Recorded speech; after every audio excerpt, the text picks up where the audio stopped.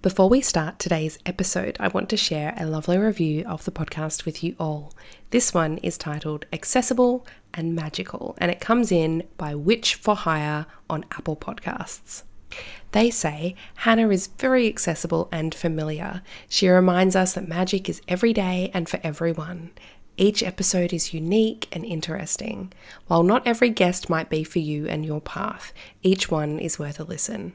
If, like me, you've found accessing your magic difficult in this crazy timeline we're in, Hannah's podcast is a refreshing, easy reminder that it's still there for us. I've found myself nodding along with many an episode, remembering things I've forgotten. It's actually inspiring. Give it a listen and find everyday magic again. Thank you so much, Witch for Hire. It is so lovely to read your reviews, and I'm so grateful that you put this one on Apple Podcasts because it really, really does help. It keeps us in the chart and lets other people know that my podcast is worth listening to. Welcome to Witch Talks, a series for spiritual seekers, witches, and enlightened souls.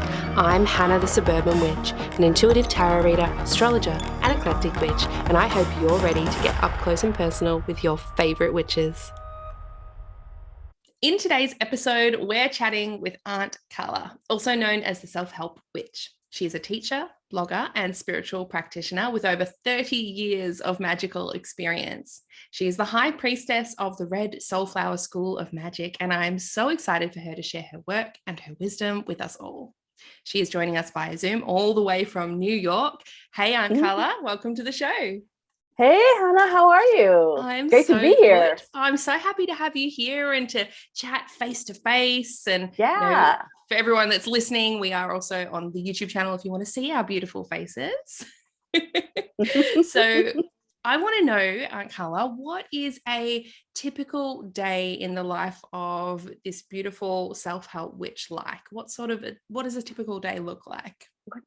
Typical, and that's the operative word there. Typical, ordinary day. Yeah, ordinary day. I like to get up in the morning and have a little quiet time, light a candle, incense, pull a card. But that doesn't always happen, But that is the goal. Mm-hmm. And then I usually have breakfast with my husband. We both work from home.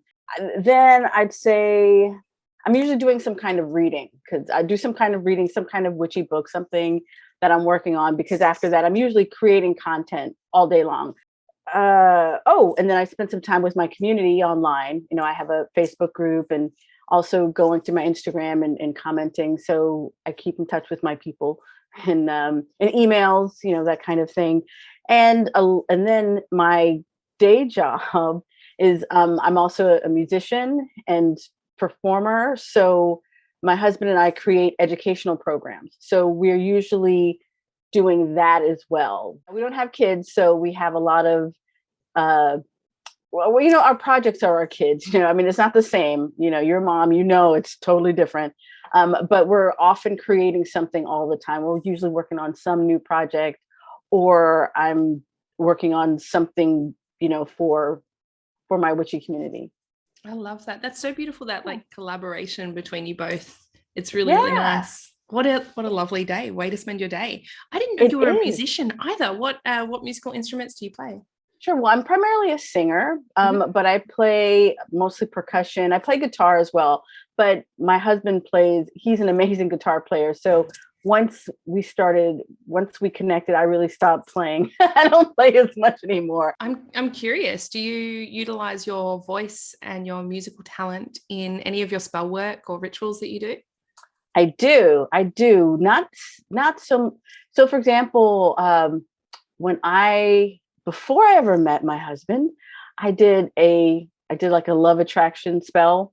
And what I did was I played the song Vision of Love. So I didn't sing, but I played Mariah Carey's Vision of Love, which is like, your vision of love. And I'd written down all these different qualities that I wanted in a partner. So I lit a pink birthday candle. I would play the music and I would read out loud the things that I wanted. And I did that I probably did that every morning for about 2 months till I just kind of got bored with it. And then I let it go. And then I ended up meeting my husband. Oh, fantastic. Do you know how long, how long between you finishing that ritual, that beautiful morning ritual, until you met him?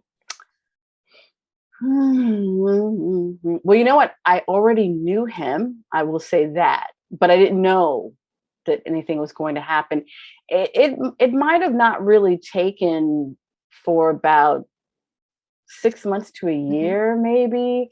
But as I said, I forgot about it, which is really what you're supposed to do. Like once you let your magic go, you're supposed to let it go. And the thing is, I was really, to be honest, if I'm telling the truth, I had a specific person in mind, and it was not my husband. I had a specific person, and my goal for the spell was to kind of make this person have these qualities, but really it was kind of like making an apple into an orange, because that person was never going to be that.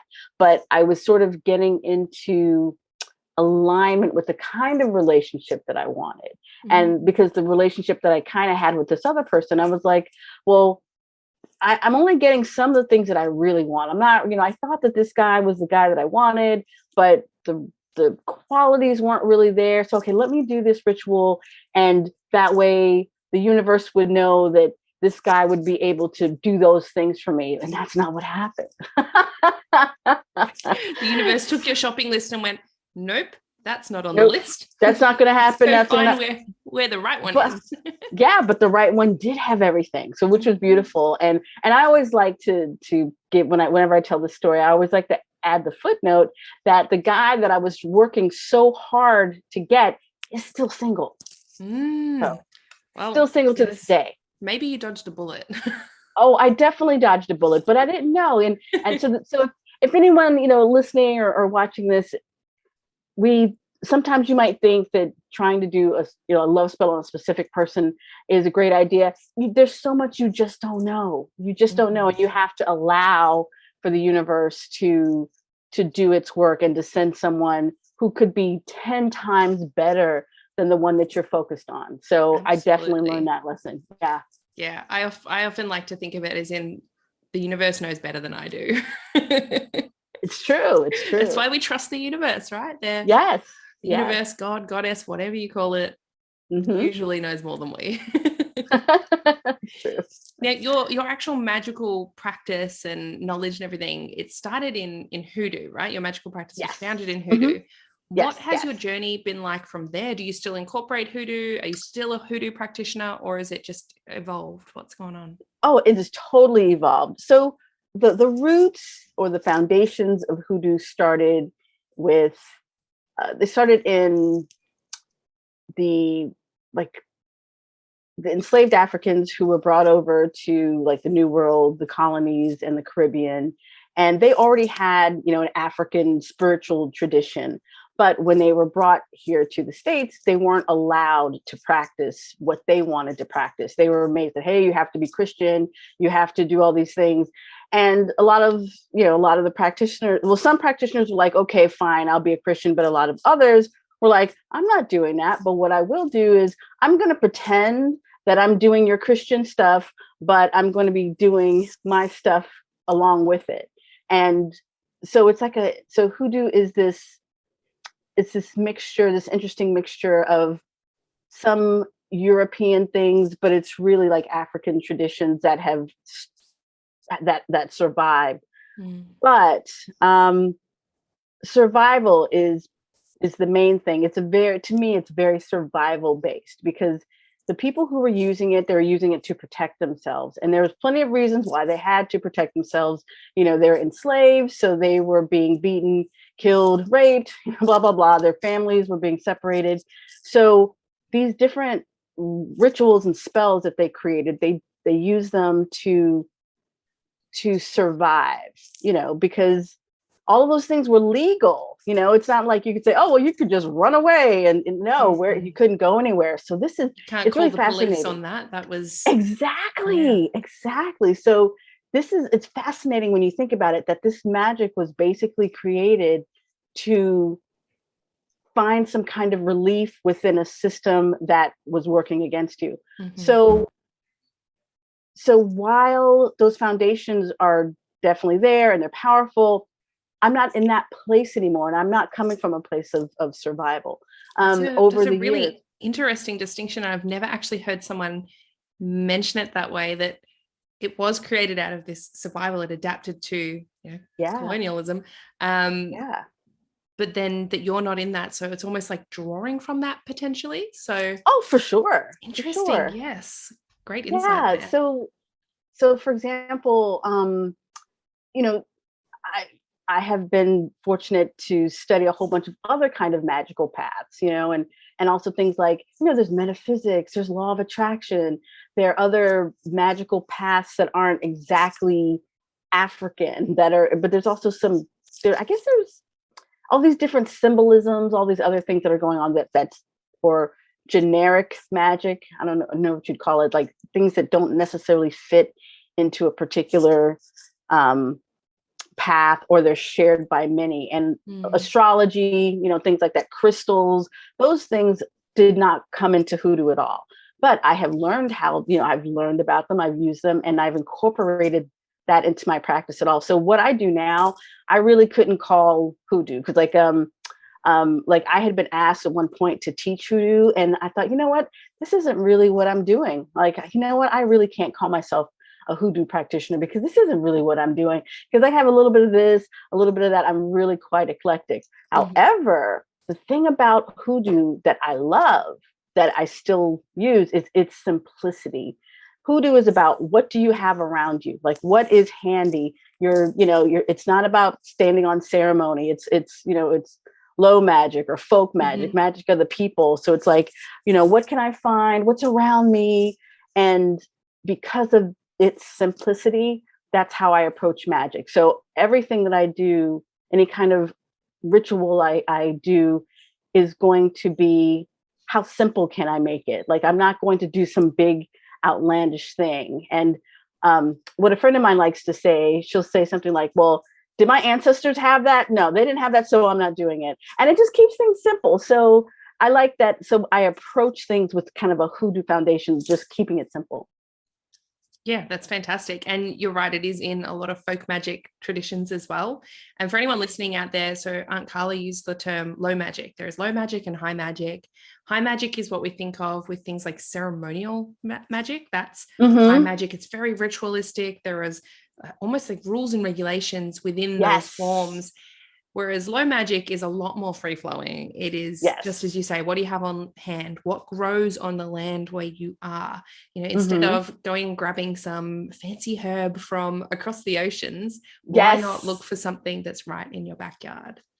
Yes. And it's like, you don't have the time, you don't have the time to go and do the big fancy, like if your life is in danger if your life was in danger, you don't have time for this big, ceremony. You're like, okay, what can I do? I'm going to do this and this and this, and, keep it moving. I would argue no one has time these days well, that's to true. do those big ceremonies, especially not anyone that has a, home self business, what is it called? Their own business, or parents. Time is very hard done by these days. So those that do ceremonial magic, props to them. Some of those rituals take like 30 days to complete, where you do the same thing every day, and goodness, who has the time?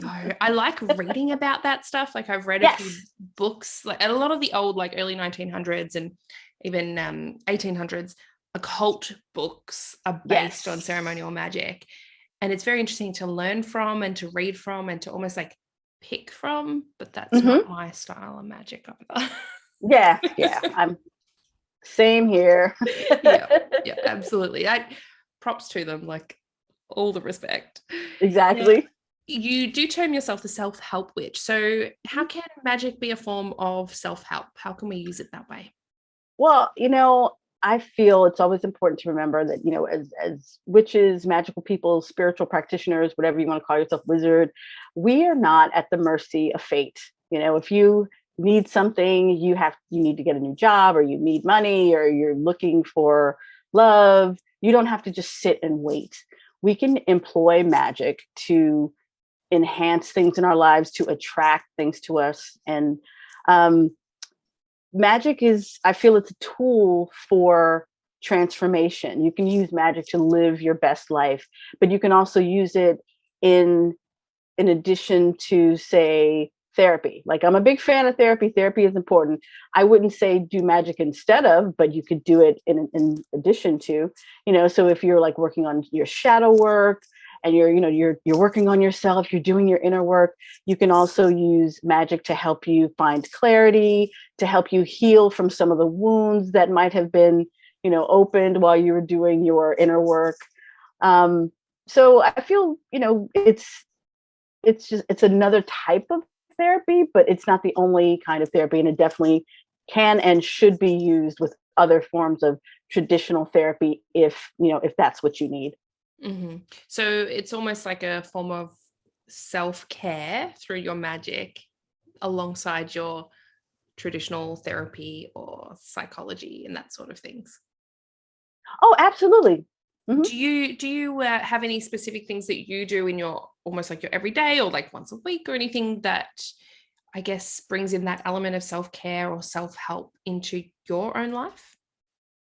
Yes, one of my favorite spells is my money candle, my money ritual, money wealth altar ritual that I like to do on Thursdays.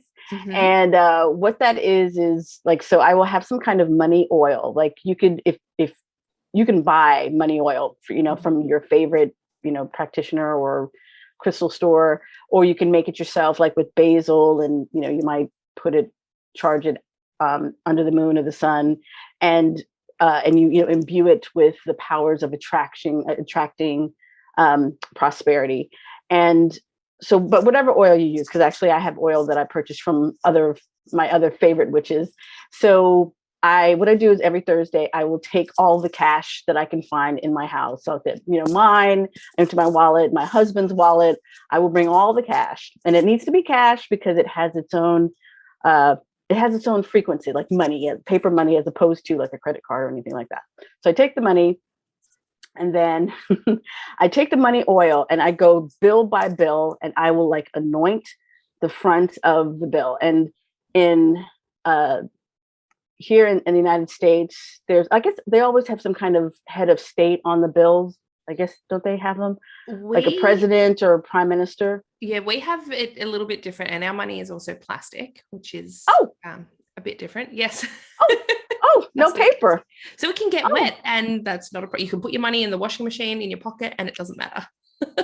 Wow. Wow. Yes, it's plastic.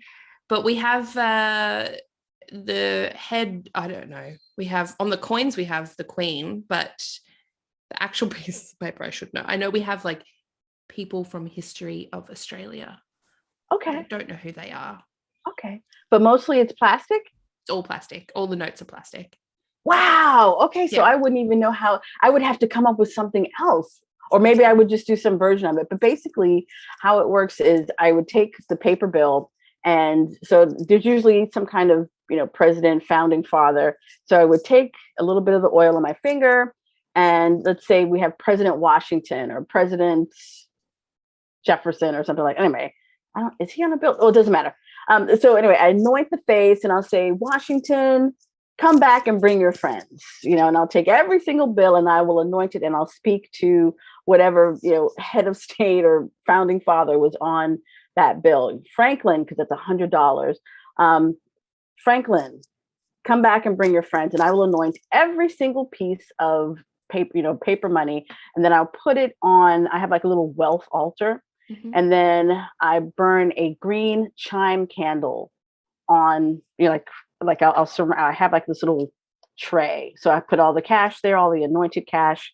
I'll have a green chime candle in the middle of it all. And I will also add my prosperity crystals, the pyrite, citrine, jade, et cetera. Oh, and a clear quartz.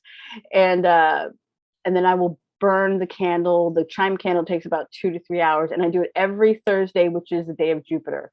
So that is something I do every Thursday, and that keeps the cash flow coming through. Oh, and then, and then like the next day or so, I will spend the money. I mean, not right away, not all of it, but it's like as you spend the money, you're training your money to come back to you.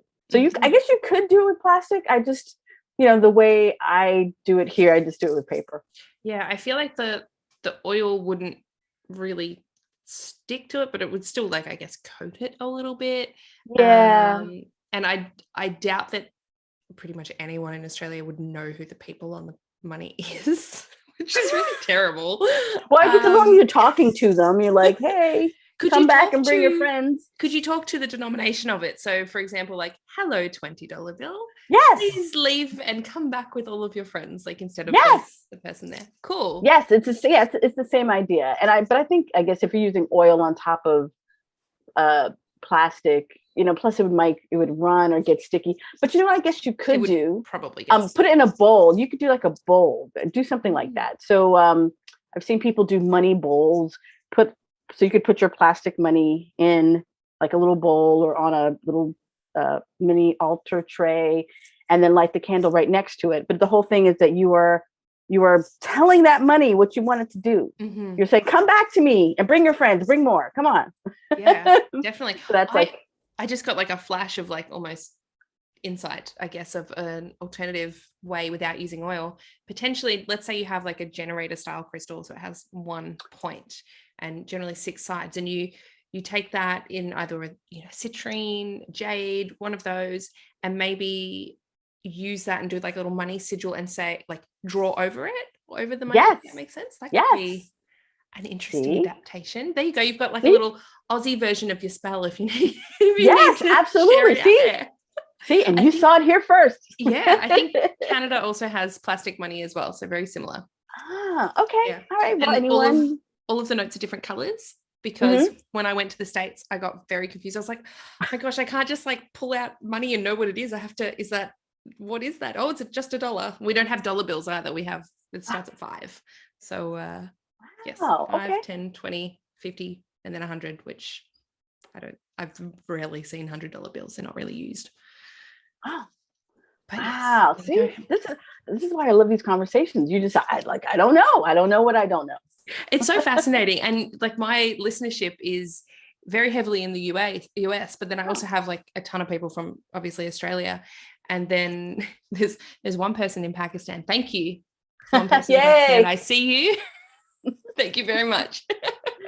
So, and yeah, other places around the world as well. But those are sort of the 2 predominant countries, obviously Australia, because it's where I hail from, but I have a very large following over in the US, which is wonderful. And it's great to sort of share these differences and the similarities as well. And I just think it's really fascinating. And we don't really have anyone that would practice hoodoo, almost like it's not really a natural progressional thing that is here. There are root workers, there are people who have chosen to pursue that, but it's not really something that comes with the country, if that makes sense. Oh no, totally makes sense. Yeah. So it's really fascinating when I get people that have grown up around it, where, I mean, I'm sure, did you grow up in Florida? Is that where you grew up? Yes. I'm from, which is like the American South. Yeah. Mm-hmm. And I'm sure there are a ton of hoodoo practitioners in that area. Oh, absolutely. Like the southern United States, like the southern southeast United States are all very much steeped in hoodoo or some kind of African inspired spiritual practice. And also the Caribbean, Jamaica, Haiti, Louisiana, like, and then they might have a little bit of voodoo, Santeria, depending on the island. Mm-hmm. So there's a lot of mixture, and a lot of it is sort of what happens when you bring African spirituality, when you take it outside of the continent, and it's just like people making it work. It's really, and really that's what magic is. We're making it work. And it's like, you try to force me to do things your way. Well, I'm going to do it my way. And I'm not going to tell you about it. Yeah. I love that. So did you find yourself heavily influenced by other hoodoo practitioners growing up? Was it in your family? Was it your neighbors? Like, how did you sort of fall into that? My aunt, I had an aunt growing up who would just do candles. I mean, there's all kinds of hoodoo spells, but candles were really much her thing. And when my parents would go away, I would babysit. She would babysit me, so I'd be with her for the whole weekend.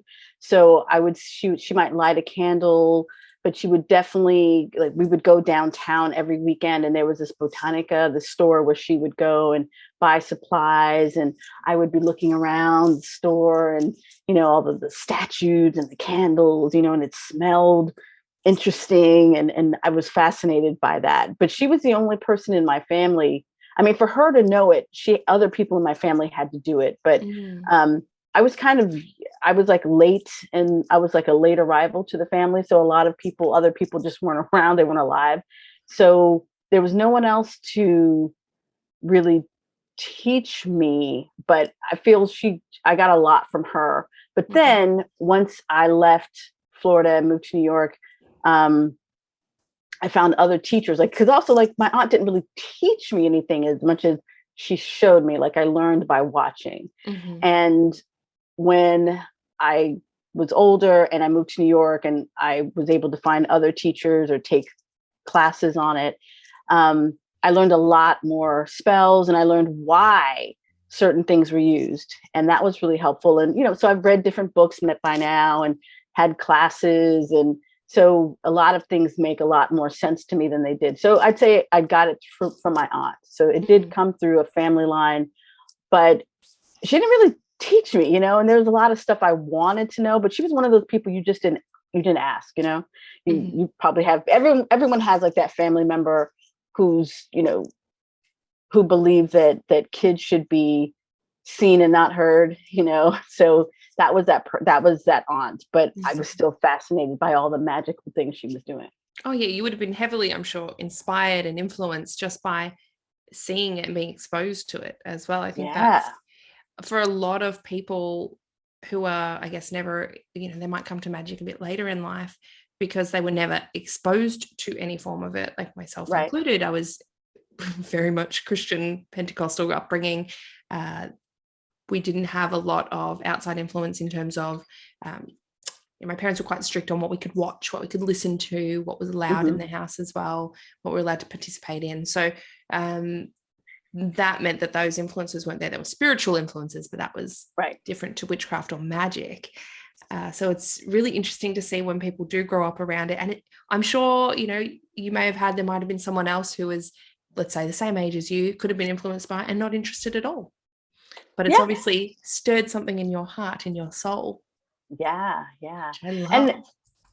But whenever I talk about like the roots of magic or just how magic has been around before Christianity, like when I'm researching for my classes, like I learned that Christianity, or like, let's say Jesus Christ walked the earth about 2,000 years ago, which is like, that sounds like a long time ago, and it is, but civilization, we've been around at least 40,000 years. And there were different practices that we had been doing before that.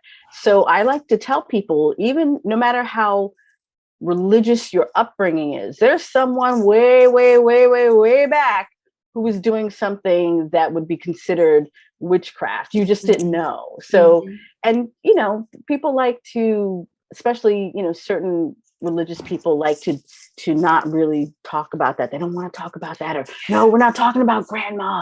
No, no, this is Christian. This is what you're supposed to do. So I feel everyone has magical ancestry. They just don't know it, but I think it's definitely in your background. Oh, Christianity definitely was, I guess, the reason for a lot of magical erasure in a lot of cultures, a lot of families, a lot of history. Absolutely. Yeah. So it's something my grandmother recently passed. She was there, like the strictest Christian you could possibly be. She obviously knows what I do now that she can see from the other side, but that's fine. Well, she didn't in real life because it would have been a big blow to her. But she was Dutch. And so she came over to Australia when she was early 20s. And I always wanted to just sort of almost ask, did anyone ever do anything that was, what was there before your mum found, the Dutch Revival Church? What was before that? Was she, I want to hear about your ancestors. And she didn't know a lot about it because I did do her memoir and tried to almost like wriggle out some information in a way she wouldn't know. Sure. Couldn't get any. And I was like, oh, surely there is some like Dutch magical history somewhere in our family. I'm sure of it. But on my mother's side of the family, that's Irish history, Irish and English. And I mean, the Irish are absolutely super magical in terms of all of the roots there. So I know there's a lot coming through down that bloodline, but and that's definitely my witchy side. A lot of witches in that side of the family. So it's interesting, seeing how Christianity can just erase all this beautiful history. But you're right, it's almost like the blood remembers. Like you know it's yes, yes, absolutely. So I definitely like to say to people, you have that desire that's there for a reason. There's a part of you that is interested, you're curious, you're drawn to it. There's a reason, because it's in your blood. You just don't know where it came from. And, so like do your research, follow that line back if you can, ask questions if you can. I interrupt your listening pleasure to ask you if you're enjoying this podcast. I ask because this series is a labour of love, and if you like what you're hearing, consider signing up as a Patreon supporter to see its continued success. Not only will you receive exclusive access to my private Facebook group, but also monthly live readings and moon ritual worksheets. Head over to patreon.com/Suburban Witchery to sign up now. And now back to the show. That's fantastic. Now, you are writing a book at the moment as well. Is that right? Yes. It's taking me a while, but yes. What's that? The news on the grapevine says that you are bringing something out into the world. So tell us what that's going to be about, if you're able to share. Sure. No, of course. So the book is titled You Are the Spell. And it's about, your finding your personal magic and how to use magic to, create change and transformation in your life. And what it's my take in the world, like my little footnote of the universe on what magic is. But it's like one of those, I guess maybe the book that I would have wanted to read when I was starting out, because I remember thinking, does magic really work? I read books and I wanted a book to tell me, yes, magic works. Magic is a thing. So I do have that. I do kind of mention that in this book, but it's like, magic is older than you. Magic exists. It's here. But having said that, because I remember looking like for that answer. But now that you know that it exists, this is what you can do with it. So, here, it's not just a spell book. It's about how to create a magical life, how to, have sovereignty in your practice, that you can be self-aware and trust yourself, but also things like the ethics of magic and knowing that there's a responsibility when you have, you know how to do these things, you need to be responsible about it. And, you need to think about like, where are you getting some of your ingredients from? There's places that, that might be taking advantage of the earth, like, I wouldn't recommend that you buy if you're buying sage, I wouldn't say buy it from a cosmetic store, like a nationwide cosmetic store, because they're probably going to have this huge supplier, and this huge supplier could be getting it from somewhere that is not being ethical to the earth, so things like that, or paying attention to where your ingredients come from, but also things like, what kind of spells are you doing? Are you, it's not about the rule of 3 and that things come back to you, because not everybody follows that. And and in Hoodoo, we definitely do not. That's not the thing. A wicked thing. Yeah. That's a wicked thing. That's not a Hoodoo thing. Honestly, like I know that it came about to almost like make witchcraft more palatable. But I do think it's a great thing to live by. Sure. I don't live by it by myself, but I think if people do, fantastic. Nothing against people who follow Wicca. I think it's amazing. But yes, not all witches or magical practitioners will follow that. That's not universal law with magic. Oh, absolutely. And the thing about Hoodoo, for example, so with Hoodoo, we're talking about people who were enslaved, the people who were first using it. Where does the rule of 3? It doesn't fit them. It does not serve them. Like when you're already on the other side of being, beaten and killed and raped, and your family's be like, what you can't even understand that kind of concept. Your thing is, I need to be able to protect myself. There's a lot of Mhm. protection spells in hoodoo, and that's for a reason. So it's like, if I need to use my magic to protect myself, then okay, then that's what I'm going to use. But my personal ethics is, I'm not going to go out of my way to hurt somebody, Yeah. And it's just about being mindful of how you use your magic and being responsible with it. Absolutely. Do just back to the hoodoo having a Mhm. lot of protection. Do you find it has a lot of baneful magic as well? Like almost Yes. like revenge magic is kind of the way Yes. I'm going. Yes. And again, that's also that survival mode. When you're in Mm, survival mode, things like gossip could actually hurt you. hmm. So Absolutely. yeah, so I mean, so also you have to think about the historical context.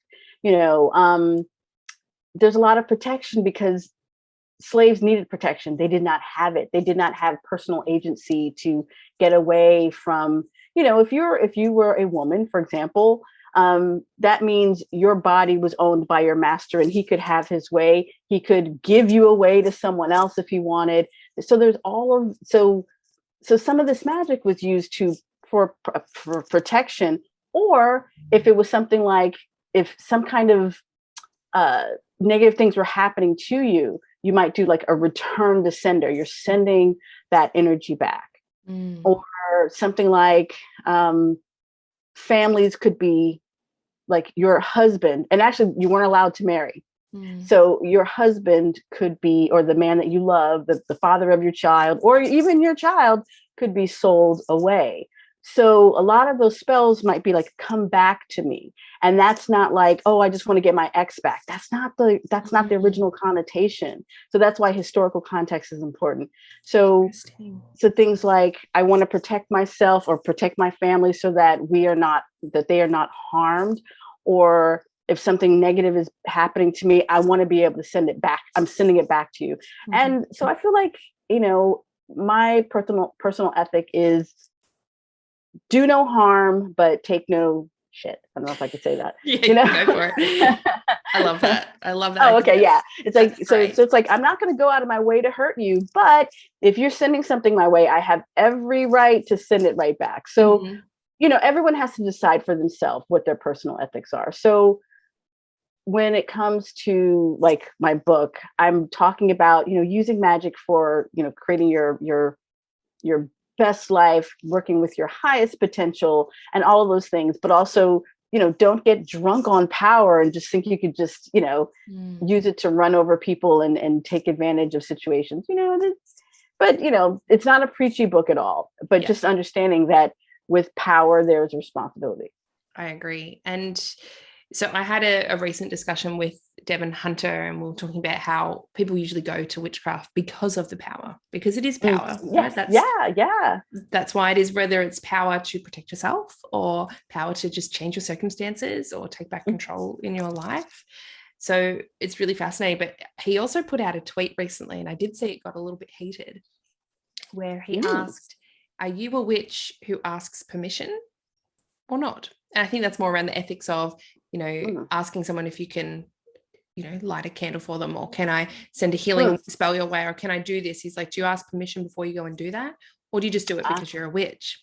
And it was very divisive. So what's your take on that? ooh, Do you ask ooh. permission, or do you Um, just do it? I do ask permission because, my personal experience, or just my personal feeling, is if that person, well, two things. A, everyone is on their own particular journey, and you don't know what it is. And you cannot, even if you did want to do a candle for someone else, you don't know what their journey is. So if you don't have their consent, maybe it'll work, maybe it won't. So I think it's important to get their permission, but not, it's not like, I want to light a candle because I want that person to be well. It's not that, but like, healing is a spiritual journey. Even like, okay, put it in terms of like love. Like, someone asked me once, my neighbor or my best friend, no, my aunt, it was something like that. Like, my aunt, she has been single for so long and I want to do a love spell for her. Would that be okay? And I'm like, well, are you going to ask her? Because the thing is, if your aunt or whoever this other person is, if they say yes and they know, then that means they're now they're like another energy line into that spell.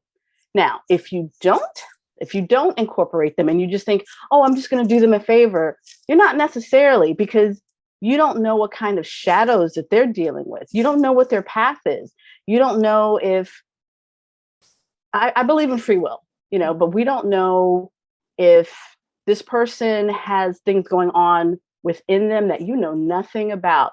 And they're not in a relationship because of all these reasons that they will never tell you about. So it's so important that you stay in your own lane when it comes to these things. And it's not about, we're not fairy godmothers. That's not really our thing here. If you want to help someone, get their consent, because then it's going to be more powerful. Otherwise, maybe you'll attract someone to them and they'll just mess up that relationship. Like, they have to be willing participants in the spell for it to be more powerful. So I don't do stuff without anyone's permission, not because it's not like I need to get permission. It's just, I believe in like shadow work and, working on ourselves. And there's no point in going to the trouble of doing a love spell for someone who's just not even trying to attract someone. They really might not want to be with someone, or even if they said they did, then okay, then let them do the spell with you. Yeah. Now, see, I can see how this could get heated, but because I'm getting heated just thinking about it. But it's just about, you don't know the other person's, because that's, if you're coming up with the desire, oh, I want to do a love spell for this person so they do this thing, or that's fine, but get their permission, get their consent, because that is what's going to make it more powerful.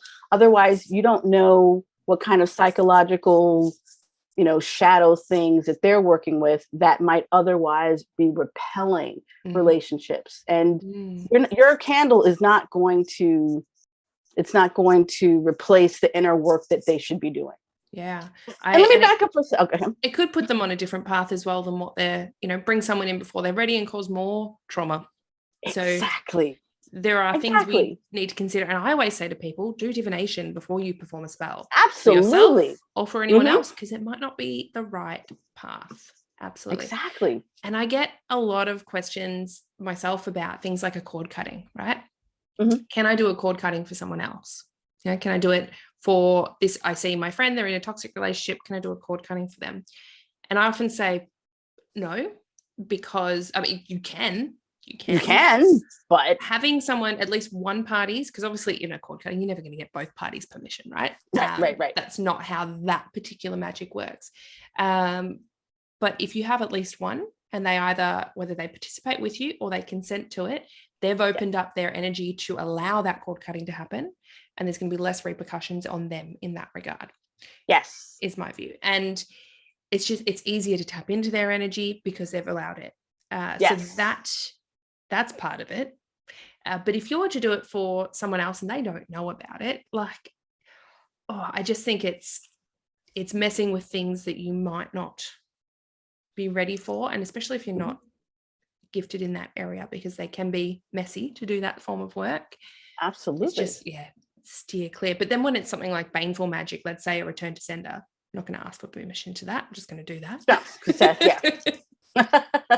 Yeah. Or something's really getting in my way. I'm not going to ask permission to do anything like, prosperity work, to ask for a new job. Yes, I might get it over someone else who was supposed to, but it's almost like that's part of the power of being a witch. Yes. Yeah, absolutely. I mean, a lot of the things that we do magically can also be done on the mundane side of things. So, you could say you're going up for a job, and so is this other person. So you might do something, not use magic, but let's say you do a special project and a report that is like fantastic, phenomenal. And your manager's like, oh my goodness, I'm going to give this person the job. You didn't use any magic, but you said you put your best foot forward and you put it out there and you got it. So I feel like you have a right to create your life the way you want. And just because, things happen when someone says, okay, I get a job or I want to get a better job. And then they do a ritual and then they get fired. This happens. Like something happens, like they get fired or something, happens negatively and they're like, oh my God. But what happens is they energetically open themselves up for another position to come through. Yeah. So it's like, you don't always know on the surface what it all means. Mm-hmm. So the other thing, back to the whole permission thing, let's even talk about a personal thing. Like for me, as I said, I don't do love spells anymore, but I used to, right? I used to do love spells. And even when I was doing love spells, like general ones, not for a specific person, before I did my shadow work, my inner work, I kept I would tell you, my love spells work. They're great. They're awesome. And I would always be attracting people. However, I was attracting the wrong people because I didn't do the work yet. So I kept attracting people who maybe they want to sleep with me, but they wouldn't want a relationship, or maybe something else was wrong. And I kept attracting or people who were emotionally unavailable, or unrequited. That was my pattern. I feel like there's also a psychological part of magic. So it's like, until I did the work to realize, why do I keep attracting these people, these wrong people for me? I would keep it, my love spells, as successful as they were, I kept attracting the wrong people. So then I did the work, say, okay, Carla, what's really going on here? And then I had to heal that stuff. Only then did the love, the magic then bring the right stuff. So again, it's like, you don't know what someone else's pattern is. You don't know what their shadows are. You don't know what happened in their past that makes them repel love, so you just have to get their buy-in. That's all. You're not the fairy godmother or father.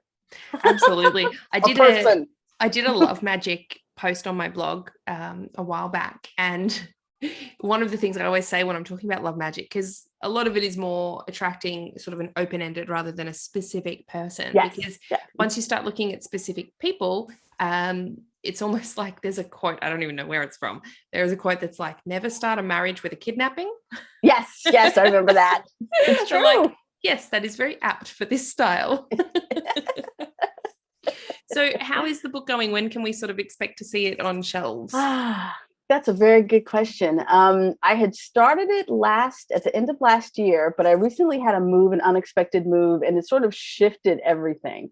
It's going to be self-published, so it'll be on Amazon, and it will be able to get on shelves though. But I think I need at least a few more months, at least 3 more months to really complete it. And I have all these other things that are going on, just like life. So I think maybe about 3 more months from now, it will be ready to see the world. That's exciting. That's very exciting. And writing a book is a very, very big undertaking. So amazing work, even just starting that process. It's a whole different world. Yes. And, you really have to just make the time for it. And I have not been doing that lately because, there's life is going on. Yes, absolutely.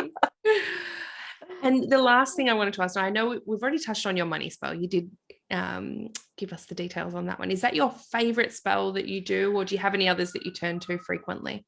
I have one more that I have plenty, but another one that I share a lot is a clarity candle spell. Simple and effective. See, clarity, I'm all about being honest with it's so important for us to be honest with ourselves. And sometimes before we do a spell for something, we might not be sure really what side of it we're on. Like, oh, do I want to be in this relationship, or do I want to leave, or do I want to live in this place?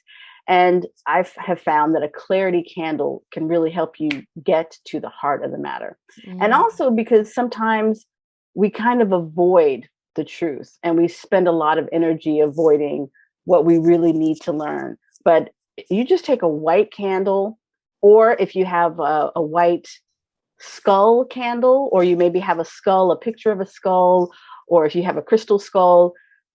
Skulls represent the head and head work. You're trying to get into your brain. If you don't have a skull, if you just have a white candle, that's fine. But you want to put your intention out there that you want clarity about a particular situation. And a clarity candle works pretty fast and it will give you the answer you need. And I find it's really important to do a clarity candle because, again, we spend so much energy in avoidance, and there's things that we want to do in life or things that we want to do. But because we're avoiding knowing about a particular situation, we're kind of waffling. So for me, a clarity candle will give you the answer that you seek. You won't always like the answer, but it helps you see what you can't unsee. Like once you get that answer, you can't unknow it. So it enables you to go forward with your life and stop, imagining like, oh, well, what about this? It could be like this. You're just getting to the heart of the matter. And I often say that I don't always like to do a clarity candle, but I like having done it, because once it's done, I know what I need to know, and then I can move forward. So it's like, if someone's saying, is my partner having an affair, light that candle. Like, if you really want to know, and this is like, because you're saying to the universe, okay, I want to know the truth. And I'm then ready. I'm ready. Yeah. You're telling the universe I'm ready for the truth. So what happens is, you might hear a conversation, you might overhear something, you might find something, you might see something, or they might confess, and you're like, okay, well, now that I know, I can go forward, with life. But it doesn't always have to be like a big negative thing. But those are the kind of situations that get the most attention. So you get this white candle or a skull candle or whatever it is. Do you just say this is for clarity, or do you do something special with it? I usually like to write it down. I like to write just like, thank you, deity, or thank you, universe. Thank you for clarity on this particular situation. And I write it out. Then I light the candle, and then I'll say it out loud. So I like to both write it down and then say it, and let the candle burn down, and then move on with my life. And then the clarity, the answers that I need will come, pretty quick. Yeah. So do you use that like petition paper, like write it down and then burn it, or put it under the candle? I will put it under the candle.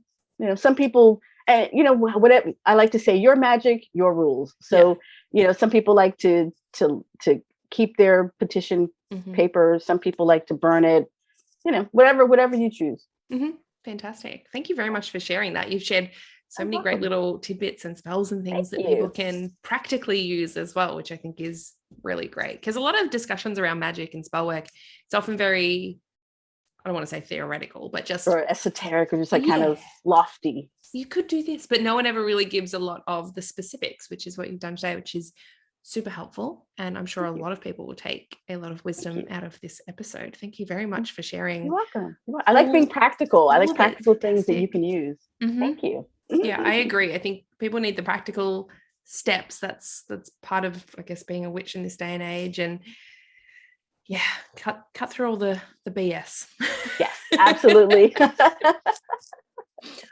All right, Aunt Carla, thank you so much for sharing your wisdom. Can you tell everyone where they can find you online? Where's the best place to get in touch with you and find your work? Sure. Instagram, you can find me at Red Soul Flower, SOULFLOWE.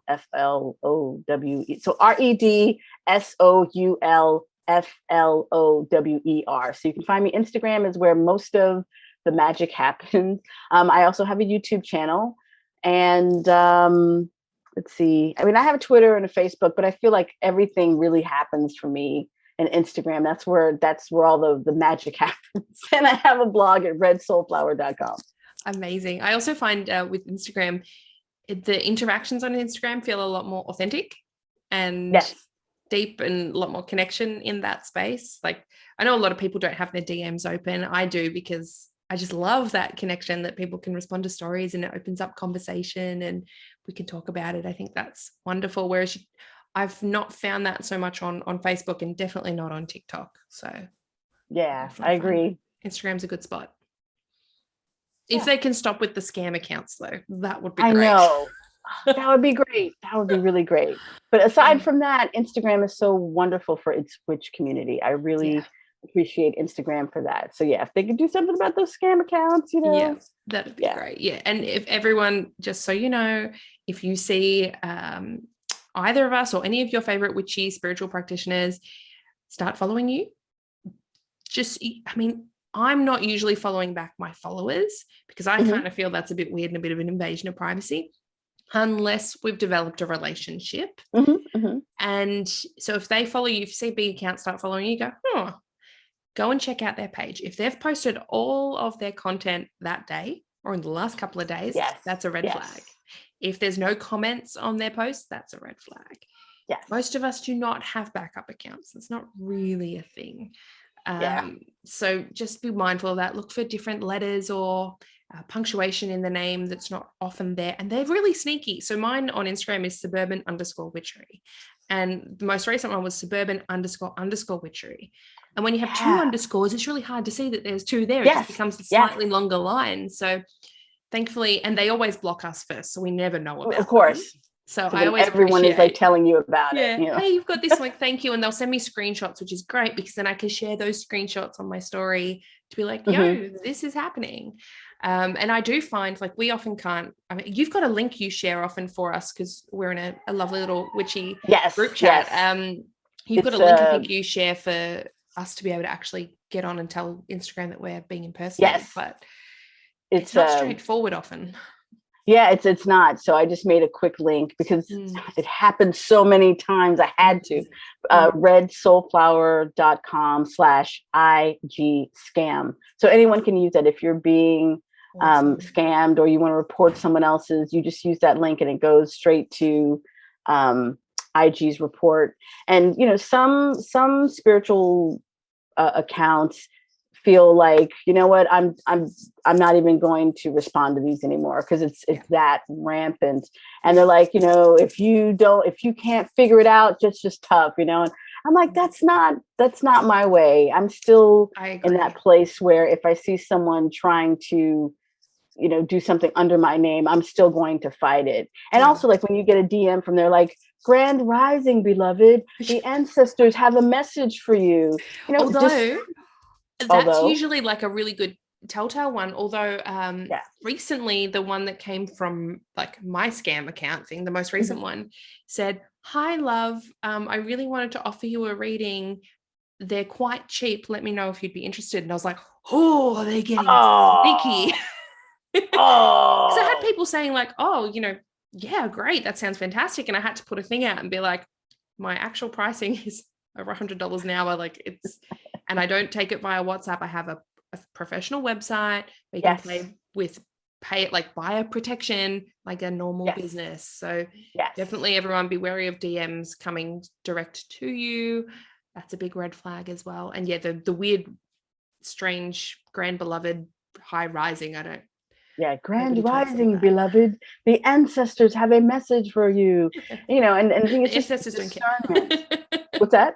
The ancestors don't care. My ancestors aren't talking to you. No way. So it's just like discernment is so important, especially if you are another spiritual person. Discernment means being able to judge what is real, what is not. So definitely go and do your research. Go and see, is this a real thing, or if they're just asking me for my money? Because the thing is, they'll take your money and they won't even give you a reading. So that's the other thing. They're not even giving you a reading. They're just going to take your money and go. So, or they come back and say, there's a curse on you, or there's this horrible negative energy, and if you don't pay me even more money to get rid of it, then you and your whole family is going to die.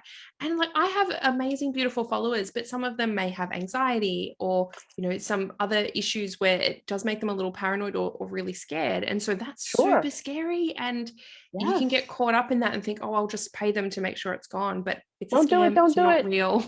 It's a scam. Yeah, it's a scam. Don't do it. Yeah. So there you go, everyone. There's your little PSA.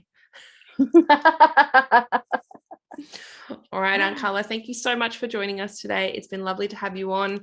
For everyone else that's out there listening, I'll put all of Aunt Carla's links in the description box below, so you can click on those and go and find all of her lovely content and work.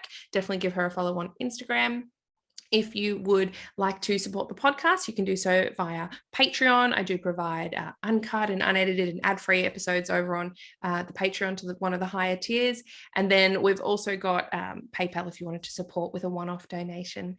I would love to hear your thoughts on the podcast too. So if you'd like to jump on over to Apple Podcasts, you can leave a rating and review. That really tickles my fancy. It's really, really exciting when I get a new review come through. I love hearing from you all.